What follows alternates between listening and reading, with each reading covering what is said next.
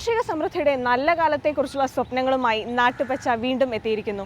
നാട്ടുപച്ചയിലേക്ക് ഏവർക്കും സ്വാഗതം. മൃഗസംരക്ഷണത്തിലും കൃഷിയിലും പുതുമകളെ സ്നേഹിക്കുന്ന ഒരാളെയാണ് നാട്ടുപച്ച ഇന്നാദ്യം പരിചയപ്പെടുത്തുന്നത്. കർഷകർക്ക് ഒരുപാട് കാര്യങ്ങൾ ഡോക്ടർ മധു എന്ന ഈ കൃഷി പ്രചാരകനിൽ നിന്ന് പഠിക്കാനുണ്ട്. ജീവിതമാകണം സ്വന്തം സന്ദേശം എന്ന് പറയാറില്ലേ, അതുപോലെ സ്വന്തം വീടും പരിസരവും ഉപയോഗിച്ച് ഒരു സന്ദേശം നൽകുകയാണ് തൊടുപുഴയിലെ ഈ ഡോക്ടർ.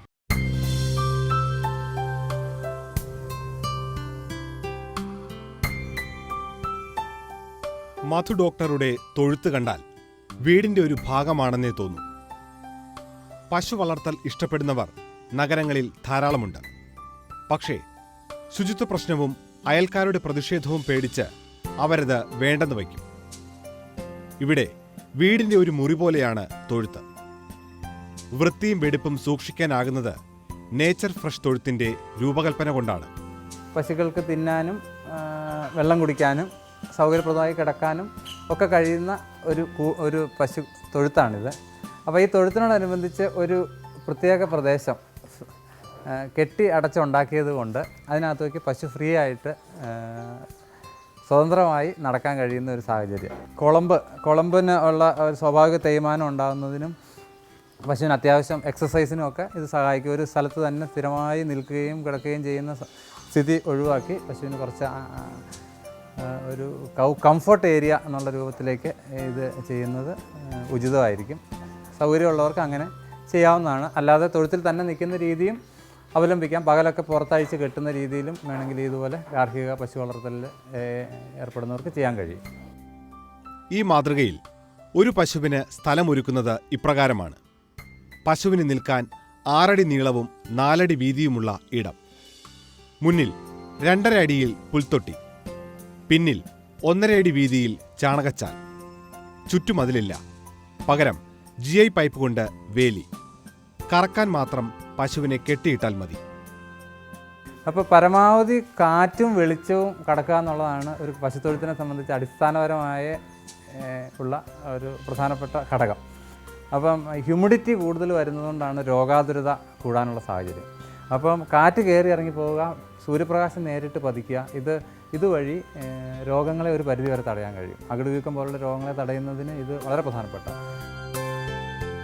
ചാണകം ചാലിൽ തന്നെ വീഴുന്നതിനാൽ പശുക്കൾ അഴുക്കുപറ്റാതെ സുന്ദരികളായി നിൽക്കും.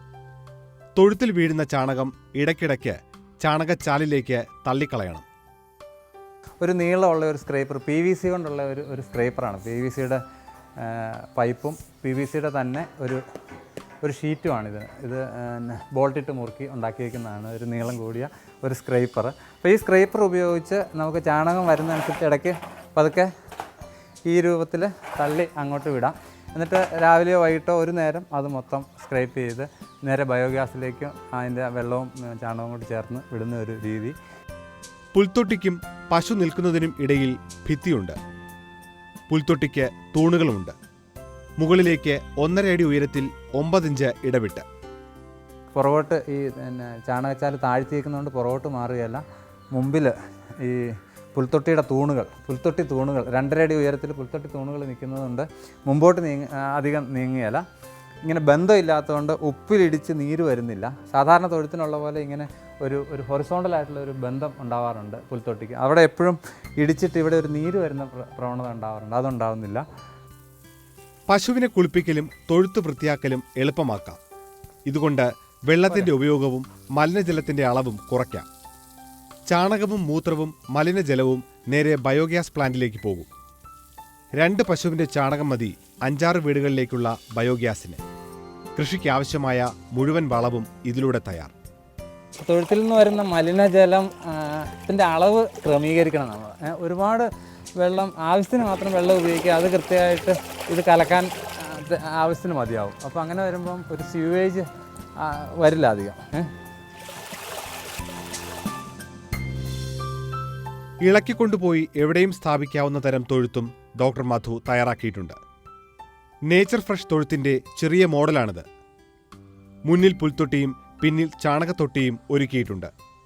പശു ആഗ്രഹിക്കുമ്പോഴൊക്കെ വെള്ളം കിട്ടാനുള്ള സംവിധാനവും. അത് മേളിലുള്ള മെയിൻ ടാങ്കിൽ നിന്നും ഒരു ഫ്ലോട്ട് അപ്പാരറ്റസ് വഴി പശുവിൻ്റെ മുമ്പിലുള്ള ഒരു കോപ്പയിലേക്ക് കണക്ട് ചെയ്തിരിക്കുകയാണ്. അപ്പോൾ ഈ ഫ്ലോട്ട് അപ്പാരറ്റസിലെ വെള്ളവും വെള്ളത്തിൻ്റെ ലെവലും ഈ കോപ്പയിലെ വെള്ളത്തിൻ്റെ ലെവലും തുല്യമാക്കി വെച്ച് കഴിഞ്ഞാൽ പശു വെള്ളം കുടിക്കുന്നതനുസരിച്ച് ഈ ഫ്ലോട്ട് താഴോട്ട് താഴുകയും വെള്ളം നിറഞ്ഞു വരികയും ഈ ലെവൽ പൂർവ്വസ്ഥിതിയിലേക്ക് പ്രാപിക്കുകയും ചെയ്യും. അപ്പോൾ അതുകൊണ്ട് തന്നെ ഒരു 10% പാലുൽപാദനത്തിൽ വർധന ഉണ്ടാക്കാൻ കഴിയും ഈ ഓട്ടോമാറ്റിക് ഡ്രിങ്കർ സംവിധാനം ഉണ്ടെങ്കിൽ. ഇവിടെ ഉപയോഗിക്കുന്ന കറവപാത്രവും തിരഞ്ഞെടുത്തിരിക്കുന്നത് ശ്രദ്ധയോടെയാണ്. വാവട്ടം ചെറുത്, അതുകൊണ്ട് അനാവശ്യമായി പൊടിയും മറ്റും വീഴില്ല. തുറന്നിരിക്കുന്ന ദിശയും ക്രമീകരിച്ചിരിക്കുന്നു. ശുചിയായിട്ട് പാല് കറന്നെടുക്കാൻ സഹായിക്കുന്ന ഒരു പാത്രമാണ്. അതുപോലെ തന്നെ പെട്ടെന്ന് മറിഞ്ഞൊന്നും പോവുകയില്ല. പശു കാലെടുക്കുകയോ അല്ലെങ്കിൽ എന്തെങ്കിലും തട്ടി മറിഞ്ഞു പോകാനുള്ള സാധ്യതയില്ല. അപ്പോൾ ഇത് വളരെ സ്റ്റേബിളായിട്ട് അവിടെ ഇരുന്നോളും, ക്ലീനായിട്ട് കറവ നടക്കുകയും ചെയ്യും. പാലിൻ്റെ ഉൽപ്പാദനത്തിൽ മാത്രം ശ്രദ്ധിച്ചാൽ പോരാ, ഉപഭോക്താക്കളിൽ എത്തിക്കുമ്പോഴും വൃത്തിയുണ്ടാകണം. ചില്ലുകുപ്പികളിൽ മാത്രമാണ് വിതരണം. കുപ്പികൾ നന്നായി ബ്രഷ് ചെയ്ത് തിളച്ച വെള്ളത്തിൽ കഴുകി കമിഴ്ത്തി വീണ്ടും ഒരിക്കൽ കൂടി കഴുകിയാണ് ഉപയോഗിക്കുന്നത്. അടുത്ത വീടുകളിലാണ് പ്രധാനമായും വിതരണം. നേരിട്ട് കറന്നെടുക്കുന്ന പാലിന് ആവശ്യക്കാരെ തേടി അലയേണ്ടി വരില്ല. ഒരു കുപ്പി 650 മില്ലിയാണ് വരുന്നത്. 33 രൂപ വിലക്കാണ്. അത് ഇവിടെ കുടുംബശ്രീയുടെ ഒരു സംരംഭമുണ്ട്, നേച്ചർ ഫ്രഷ് എന്നുള്ള, അവരും കൊടുക്കുന്ന 33 രൂപ. അപ്പോൾ അതിൻ്റെ ചുവട് പിടിച്ച് തന്നെ ഞങ്ങളും 33 രൂപയ്ക്കാണ് ഈ പാൽ അയൽവക്കത്ത്. നല്ല ഡിമാൻഡാണ്. ആളുകൾക്കൊരു ഭാഗ്യമായിട്ടാണ് പൊതുവെ ഈ പാല് കിട്ടുന്നതിനെ പറ്റി പറയുന്നത്. തീറ്റയ്ക്ക് പുല്ലു നൽകാനായി പറമ്പിൽ തന്നെ വളർത്തുന്നുണ്ട്. പശുക്കൾക്ക് രാത്രിയും വൈകിട്ടും മാത്രം തീറ്റ നൽകിയാൽ മതി. പുല്ലരിയുന്ന യന്ത്രം ഉപയോഗിച്ച് മുറിച്ചു നൽകുന്നത് പശുക്കൾക്ക് നല്ലതാണ്. ശാസ്ത്രീയമായ പഠനങ്ങളും ഉണ്ട്. പശുക്കളെ അഴിച്ച് നടക്കാനുള്ള ഒരു അവസരം കൊടുക്കുന്ന രീതിയാണ് ഹൈടെക് ഫാമുകളിലും ഇപ്പോൾ അവലംബിക്കുന്നത്. ഒരു മിൽക്കിംഗ് പാർലർ സിസ്റ്റം എന്നുള്ള ഒരു രീതിയാണ് ലോകത്താകെ പശു ഈ ക്ഷീരോത്പാദന സംരംഭങ്ങളിലൊക്കെ ചെയ്യുന്നത്. അവിടെ പശുക്കൾ വന്ന് കറക്കുന്ന സ്ഥലത്തേക്ക് സമയത്ത് വന്ന് നിൽക്കുകയും അല്ലാത്ത സമയത്ത് സ്വതന്ത്രമായിട്ട് നടക്കുകയും തീറ്റ തിന്നുന്ന സമയത്ത് തീറ്റ തിന്നുകയും ചെയ്യുന്ന ഒരു രീതിയാണ് ഏറ്റവും ഉൽപാദനക്ഷമത ഉയർത്താൻ സഹായിക്കുന്നതെന്നുള്ളതാണ് പഠനങ്ങളും പറയുന്നത്. തൊടുപുഴ ടൗണിൽ തന്നെയുള്ള 25 സെന്റിലാണ് ഡോക്ടറുടെ പരീക്ഷണങ്ങൾ അത്രയും. വാഴ, പച്ചക്കറികൾ, തേക്ക്, മഹാഗണി എല്ലാം ഇവിടെയുണ്ട്.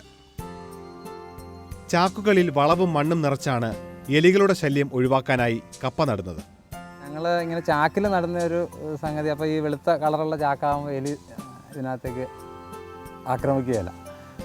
അത് ഈ ചാക്കിങ്ങനെ ചെരിച്ചാൽ നടുന്നെങ്കിൽ കിഴങ്ങ് പരമാവധി ഇറങ്ങാനുള്ള ഒരു സ്പേസും കിട്ടും. അപ്പോൾ അത്യാവശ്യം ഒരു 4-5 കിലോ കപ്പ പറിക്കാവുന്ന രീതിയിൽ ഇത് കിട്ടും. അപ്പോൾ അങ്ങനെ നമ്മൾ കാലിത്തീറ്റയുടെ ചാക്ക് സ്ഥിരമായിട്ട് കിട്ടും. അപ്പോൾ അതിനകത്ത് നിറച്ച് ഓരോ സമയത്ത് ഓരോ ഘട്ടത്തിൽ വെച്ച് കഴിഞ്ഞാൽ നമ്മുടെ ആവശ്യത്തിന് പറിക്കാം.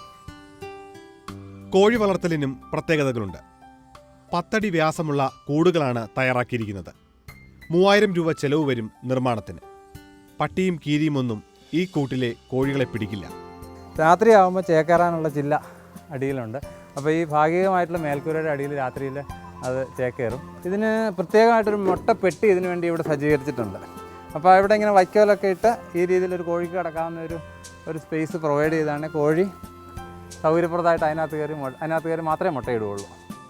സാധാരണ കൂട്ടിലെ കോഴികൾക്ക് മുഴുവൻ ഭക്ഷണവും കൂട്ടിൽ തന്നെ നൽകേണ്ടി വരും. ഇവിടെ കോഴികൾ മണ്ണിൽ നിന്ന് ചിക്കിയെടുക്കും. വീട്ടിലെ ഭക്ഷണാവശിഷ്ടങ്ങളും നൽകാം. ഇടയ്ക്കിടയ്ക്ക് കൂട് മാറ്റിവച്ചാൽ ആ സ്ഥലത്തെ പുല്ലും മറ്റും മാറിയും കിട്ടും. ഏതാണ്ട് സ്വാഭാവിക അന്തരീക്ഷത്തിൽ കോഴികൾ വളരും. ഇതിങ്ങനെ ഇടയ്ക്കിടയ്ക്ക് നമുക്ക് മാറ്റി വയ്ക്കാം. ഇപ്പം മണ്ണിൽ പുല്ലും പച്ചപ്പും ഒക്കെ കൊത്തി തിന്നുമ്പോൾ ഇങ്ങനെ മാറ്റി ഇടയ്ക്ക് വയ്ക്കുകയും ചെയ്യാം. അപ്പം മണ്ണിലേക്ക് ഇതിൻ്റെ കാഷ്ടം വന്നൊരു ജൈവ പുനഃചംക്രമണത്തിന് സഹായിക്കുകയും ചെയ്യും. തടി കൊണ്ടുണ്ടാക്കിയ കൂട്ടിൽ ആടും വളരുന്നുണ്ട് ഇവിടെ. ഇടുക്കി ആത്മയുടെ ഡെപ്യൂട്ടി പ്രോജക്ട് ഡയറക്ടറാണ് മധു. കാർഷിക വ്യാപന പ്രവർത്തനങ്ങൾക്ക് നേതൃത്വം കൊടുക്കുമ്പോൾ കൃഷിപാഠങ്ങളെല്ലാം സ്വന്തമായി നടപ്പാക്കി കാണിക്കാനുള്ളതാണെന്ന് ഇദ്ദേഹം ഉറച്ചു വിശ്വസിക്കുന്നു. നമ്മുടെ വീട്ടിലും അയൽപക്കത്തും സുരക്ഷിതമായ ഭക്ഷണം പരമാവധി കൊടുക്കുന്നതിനും അതൊരു വരുമാനദായക പ്രവർത്തനമാക്കി മാറ്റുകയും ചെയ്യുന്നതിന് വേണ്ടിയിട്ടുള്ള ഒരു ശ്രമം, അതിൻ്റെ ഒരു മെസ്സേജ് കൊടുക്കുക എന്നുള്ളതാണ് പ്രധാനമായിട്ടും ഞാൻ ഉദ്ദേശിക്കുന്നത്. അതോടൊപ്പം തന്നെ തീർച്ചയായിട്ടും ലാഭകരമാണ്. നമുക്ക് വീട്ടിലും അയൽപക്കത്തും നല്ല പാലും മുട്ടയും ഒക്കെ കിട്ടുന്നതിന്, പച്ചക്കറികളും ഒക്കെ കിട്ടുന്നതിനും സഹായിക്കുന്നുണ്ട്. കൃഷിക്കും മൃഗസംരക്ഷണത്തിനും ആഗ്രഹമുണ്ടായിട്ടും സ്ഥലത്തിൻ്റെയും സമയത്തിൻ്റെയും പരിമിതികൾ പറഞ്ഞ് മാറി നിൽക്കുന്നവർക്കാണ് സ്വന്തം പ്രവർത്തനങ്ങൾ കൊണ്ട് ഡോക്ടർ മധു ഈ സന്ദേശം നൽകുന്നത്. ഡോക്ടർ മധുവിനെ ഉപദേശങ്ങൾക്കായി സമീപിക്കാം. വിലാസം ഇതാണ്: ഡോക്ടർ മധു, ഗീതാഭവൻ, അമ്പലം road, Thodupuzha, Idukki. Phone number 944 74 66 229. Number ഒരിക്കൽ കൂടി 944 74 66 229. ഇപ്പോൾ വേനൽക്കാലമാണ്. പച്ചക്കറികൾക്ക് ആവശ്യത്തിന് നന ലഭിച്ചാൽ വളരാൻ ആവശ്യമായി സൂര്യപ്രകാശം ലഭിക്കുന്ന സമയം. 2 മാസം കഴിഞ്ഞാൽ മഴക്കാലം ഇങ്ങെത്തും. കൃഷിക്ക് വെല്ലുവിളിയാണ് മഴക്കാലം. മഴയെ അതിജീവിച്ചും കൃഷി ചെയ്യാൻ ആഗ്രഹിക്കുന്നവർ കൊച്ചി മുനമ്പത്തെ ഷൈജയെ മാതൃകയാക്കണം. മഴമറ അഥവാ റെയിൻ ഷെൽട്ടറാണ് ഷൈജയുടെ കൂട്ടാളി.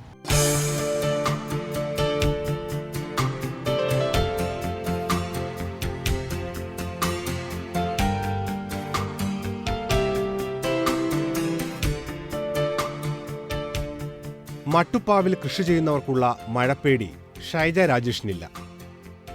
ആ പേടി ഇല്ലാതാക്കിയത് ഈ മഴമറയാണ്. മഴയിൽ നിന്ന് രക്ഷ നേടാൻ നമ്മൾ കുട പിടിക്കുന്നത് പോലെ ചെടികൾക്ക് പിടിച്ചിരിക്കുന്ന കുടയാണ് മഴമറ. ഈ കുടയ്ക്ക് ഒരു പ്രത്യേകതയുണ്ട്. ചെടികളുടെ വളർച്ചയ്ക്കു വേണ്ട സൂര്യപ്രകാശം ഈ കുട കടത്തിവിടും. മഴ നശിപ്പിച്ച കൃഷിയെക്കുറിച്ചുള്ള ദുഃഖത്തിൽ നിന്നാണ് ഈ വീട്ടിൽ മഴമറയുടെ വരവ്. അതെന്ന് വെച്ചാൽ ഈ മഴക്കാലമാകുമ്പോൾ എനിക്ക് വെള്ളക്കെട്ടായത് കാരണം ഭയങ്കര പ്രശ്നമാണ്. വെള്ളക്കെട്ടത്തിൽ എൻ്റെ കൃഷിയൊക്കെ നശിച്ചു. കഴിഞ്ഞ വർഷം ഒരു 40 വാഴ ഇങ്ങനെ ഏത്തവാഴ കൊലച്ച് വന്നുകൊണ്ടിരിക്കണമായിരുന്നു. ആ വാഴയൊക്കെ മഴ പെയ്തതോടുകൂടി മറിഞ്ഞു വീണു. അപ്പോൾ പിന്നെ ഭയങ്കര ടെൻഷനാണ് നമുക്ക്. നമ്മ ഈ നട്ടുപിടിപ്പിച്ച് നോക്കിയിരുന്നിട്ട് അതിങ്ങനെ നശിച്ചു വന്നു. അപ്പോൾ അങ്ങനെയാണ് ഇങ്ങനെ എന്തെങ്കിലും ചെയ്യണം എന്ന് കരുതി. സൂര്യപ്രകാശത്തിലെ ഹാനികരമായ അൾട്രാ വയലറ്റ് രശ്മികളെ മാത്രം തടഞ്ഞു നിർത്തുന്ന UV ഷീറ്റുകളാണ് മഴമറയിൽ ഉപയോഗിക്കുന്നത്. ഷൈജ ഈ ഷെൽട്ടർ നിർമ്മിച്ചിരിക്കുന്നത് 1000 ചതുരശ്ര അടി സ്ഥലത്താണ്. ഷൈജയും ഭർത്താവ് രാജേഷും ചേർന്ന് ഡിസൈൻ തയ്യാറാക്കി. GI പൈപ്പുകൾ ഉപയോഗിച്ച് സ്ട്രക്ചർ നിർമ്മിച്ചു. കടുത്ത ചൂടിനെ നിയന്ത്രിക്കാൻ ചുവന്ന നിറത്തിൽ നെറ്റിട്ടു.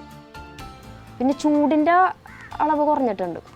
റെഡ് നെറ്റ് ഇട്ടപ്പോൾ കുറച്ച് ഭാഗമാണ് റെഡ് നെറ്റ് ഇട്ടിരുന്നത്. അപ്പോൾ ചൂട് കുറച്ച് കുറവ് പോലെ തോന്നി. അപ്പോൾ ബാക്കിയുള്ള ഭാഗത്തൊക്കെ റെഡ് നെറ്റ് ഇട്ട്. പിന്നെ ഈ സൈഡിലും നെറ്റിട്ടാന്ന് വെച്ചാൽ കീടങ്ങളും കുറയും. ഇനി നമുക്ക് ഇനി മഴക്കാലം വന്നാലും കാറ്റടി ആ പ്രശ്നങ്ങളും ഉണ്ടാവുമല്ലോ, കീടങ്ങളുടെ ശല്യം, അതിൽ നിന്നൊക്കെ ഒരു ഇതുണ്ടാവും. മട്ടുപ്പാവിലെ കൃഷിത്തോട്ടം വീട്ടിൽ നിന്ന് വേറിട്ട ഒരു ഇടമാണെന്ന് പറഞ്ഞാൽ ഇവർ സമ്മതിക്കില്ല. തോട്ടത്തിന് വീട്ടിലെ ഒരു മുറിക്കുള്ളതുപോലെ അഴകും വൃത്തിയും വേണമെന്ന കാര്യത്തിൽ നിർബന്ധമാണ്. ചെടികൾക്ക് ഇരിപ്പിടമായി സ്റ്റാൻഡുകൾ വച്ചതിനു പിന്നിൽ അങ്ങനെയും ഒരു കാരണമുണ്ട്. അതിനു മുകളിൽ സീലിംഗ് ഷീറ്റ് വിരിച്ചാണ് ബാഗുകൾ വയ്ക്കാൻ സ്ഥലമൊരുക്കിയത്. അതെന്ന് വെച്ചാൽ നമ്മുടെ ടെറസ് മോശമാവില്ല, നല്ല നീറ്റായിട്ട് കിടക്കും. പിന്നെ മഴക്കാലത്ത് പ്രശ്നമില്ലല്ലോ. അപ്പോൾ അതാണ് സ്റ്റാൻഡ് വെക്കാൻ തുടങ്ങിയത്. അപ്പോൾ സ്റ്റാൻഡ് വെച്ചപ്പോൾ തോന്നി കൂടുതൽ ഭംഗിയായി. വേണമെങ്കിൽ സ്റ്റാൻഡ് വെച്ചില്ലായിരുന്നു വെച്ചെങ്കിൽ കുറച്ചും കൂടി ഇത്ര ഭംഗിയായിട്ട് വെക്കാനും പറ്റില്ല, സ്ഥലം കുറച്ച് വേസ്റ്റായി പോയനെ.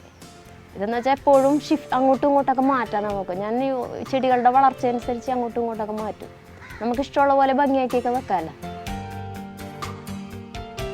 UV ഷീറ്റിന് 5 വർഷം ഗ്യാരണ്ടിയുണ്ട്. പായലും അഴുക്കും പിടിച്ചാൽ ഷാംപൂ കലക്കിയ വെള്ളം ചീറ്റിച്ച് കഴുകിയാൽ മതി. മഴമറയ്ക്കും സ്റ്റാൻഡിനുമൊക്കെയായി 1,10,000 രൂപ ചിലവായി.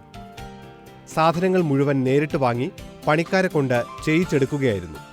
അതുകൊണ്ടാണ് ചെലവ് നിയന്ത്രിക്കാൻ കഴിഞ്ഞത്.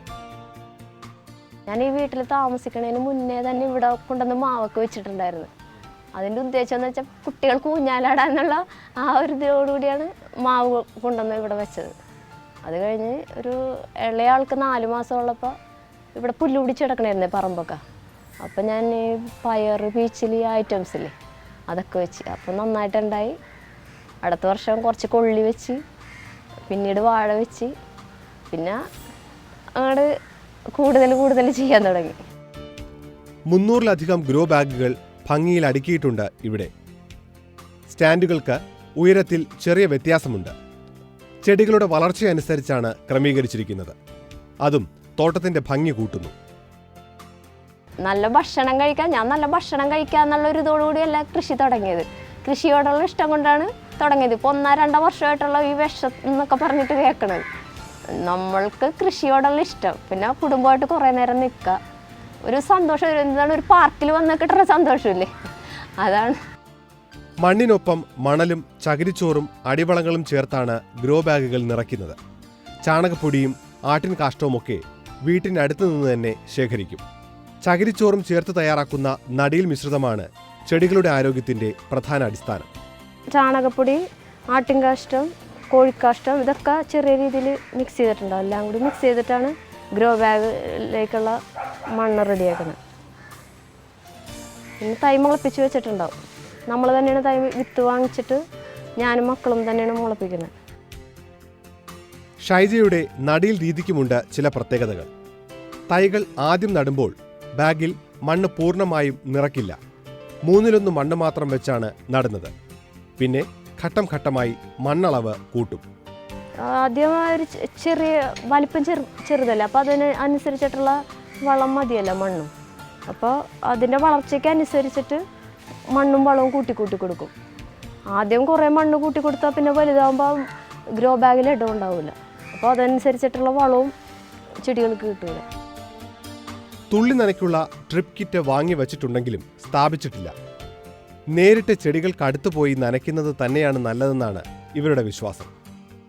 കൃഷി നശിപ്പിക്കുന്ന ചെറുപ്രാണികളെ തടയാൻ കെണികൾ ഉപയോഗിക്കും. ഈച്ചക്കെണിയും മഞ്ഞക്കെണിയും വഴിയാണ് പ്രാണിപിടുത്തം. കീടനാശത്തിനും ജൈവമാർഗങ്ങൾ മാത്രം. കൂടുതലായിട്ട് വേപ്പെണ്ണ ഉപയോഗിച്ചിട്ടിരിക്കുന്നത്. വേപ്പെണ്ണ 2 ml 1 ലിറ്റർ വെള്ളത്തിൽ മിക്സ് ചെയ്തിട്ട് അത് സ്പ്രേ ചെയ്ത് കൊടുക്കും. ആഴ്ചയിൽ ഒരിക്കൽ സ്പ്രേ ചെയ്യും. പിന്നെ വെള്ളം സ്പ്രേ ചെയ്യുമ്പോൾ കുറേ കീടങ്ങളൊക്കെ, ഈ വെള്ളീച്ചയൊക്കെ വെള്ളം സ്പ്രേ ചെയ്ത് കൊടുക്കും. അപ്പോൾ കുറേയൊക്കെ പോകും. ചാണകത്തിൽ വേപ്പിൻ പിണ്ണാക്ക് ചേർത്തുണ്ടാക്കുന്ന സ്ലറിയാണ് മുഖ്യവളം. ഇത് 10 ഇരട്ടി വെള്ളവും ചേർത്ത് ചെടികൾക്ക് നൽകും. വിളവെടുപ്പ് പൂർത്തിയായാൽ ചെടി പിഴുതുമാറ്റും. മണ്ണിളക്കി പുറത്തിട്ട് വീണ്ടും നിറയ്ക്കും. ഗ്രോ ബാഗിൽ നിന്ന് മണ്ണ് പ്ലാസ്റ്റിക് ഷീറ്റിൽ മാറ്റിയിട്ട് അത് വെയിൽ കൊള്ളിക്കും. തുറന്നിട്ട് ഇങ്ങനെ വെയിൽ കൊള്ളിച്ചിട്ട് അതിലേക്ക് കുമ്മായി ഇടും. അത് ഒരു 6-7 ദിവസമൊക്കെ കഴിഞ്ഞിട്ടേ പിന്നെ അത് ഗ്രോ ബാഗിലേക്ക് വീണ്ടും നിറയ്ക്കുള്ളൂ. അപ്പോൾ വീണ്ടും നമ്മൾ ഈ ചാണകപ്പൊടിയും ആട്ടിൻകാഷ്ടവും കോഴിക്കാഷ്ടവും ഒക്കെ വീണ്ടും അതിലേക്ക് ചേർക്കും. ഭർത്താവ് രാജേഷ് എല്ലാ പ്രവർത്തനത്തിനും കരുത്ത് നൽകി കൂടെയുണ്ട്. മത്സ്യകൃഷിയിലും വ്യവസായത്തിലും വിജയം വരിച്ച അനുഭവം രാജേഷിനുണ്ട്. 2 മക്കൾക്കും വീട്ടിലെ ഏറ്റവും പ്രിയപ്പെട്ട ഇടം ഇവിടത്തെ കൃഷിസ്ഥലമാണ്. സ്കൂൾ വിട്ടു വന്നാൽ ചെടികളുടെ കാര്യം നോക്കിയിട്ടേ ബാക്കി കാര്യമുള്ളൂ. കുടുംബത്തിന്റെ സന്തോഷ ചിത്രങ്ങളിൽ ഏറെയും ഈ കൃഷിയിടത്തിൽ നിന്ന് ഉള്ളവയാണ്.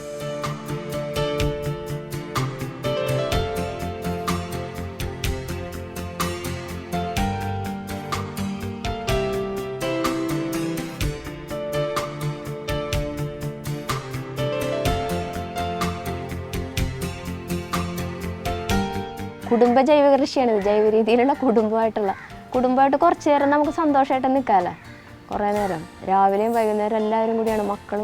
എൻ്റെ മക്കളുണ്ട്, ലക്ഷ്മിയും കൃഷ്ണയും, എൻ്റെ ഹസ്ബൻഡ് രാജേഷും ഞാനും മക്കളും കൂടിയാണ് ഇതൊക്കെ നോക്കുന്നത്. 5 വർഷമായി ഷൈജ ഇത്ര വിപുലമായി കൃഷി ആരംഭിച്ചിട്ട്. ഓരോ വർഷവും കൃഷിയിടം വലുതാക്കി വരുന്നു.